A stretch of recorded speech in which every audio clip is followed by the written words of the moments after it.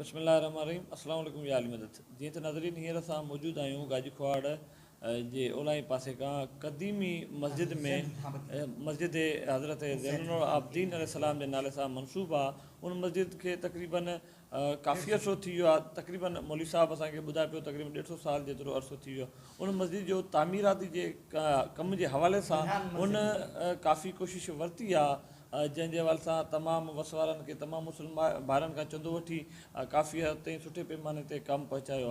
बक़ाया कमु रहियल आहे। उन हवाले सां हू वसवारनि खे ऐं तमामु मुस्लमान भाइरनि खे अपील करे थो पियो त जीअं मस्जिद लाइ चंदो ॾियनि त मां बक़ाया कमु पूरो करे ऐं कोशिशि वठां जीअं कमु कंप्लीट थी सघे। ऐं उन हवाले सां असां गाजी खुआड़ जे मौलवी नादर हुसैन खुआड़ सां ॻाल्हि ॿोल कंदासीं त वधीक हू तफ़सीलनि खां आगाह करे। औज़ु बिल्लाहि मिनश शैतानिर रजीम। बिस्मिल्लाहिर रहमानिर रहीम। अल्लाहुम्मा सल्लि अला मुहम्मद व आले मुहम्मद।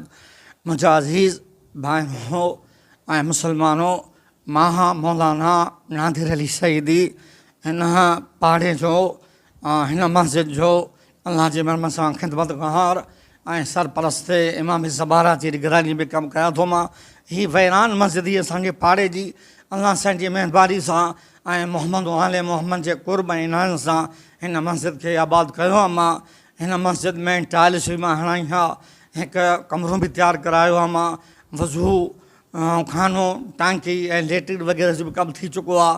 ऐं पासे साइड सां हिकिड़ो कमिरो छित ताईं पहुतल आहे।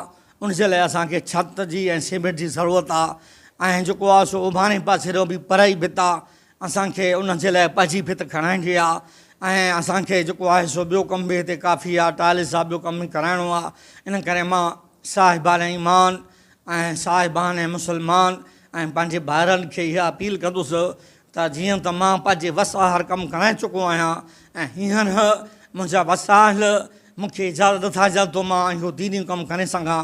इन करे मां पंहिंजे भाइरनि खे, पंहिंजे बिरादरनि खे, पंहिंजे अल ईमान मुसलमाननि खे ख़ुशूसन पंहिंजे तमामु तर मोमिनीन किराम खे अपील थो कयां त जेतिरो थी सघे त लिल्लाह अहल बैत जी रज़ा जे लाइ, मोहम्मद आले मोहम्मद जी ख़ुशनुदी जे लाइ जेकर अल्लाह ताउन कंदो त हीअ मस्जिद आबाद थी वेंदी ऐं इंशाअल्लाह हिते दीनी दर्सगाह ऐं मदरसो क़ाइमु थी वेंदो।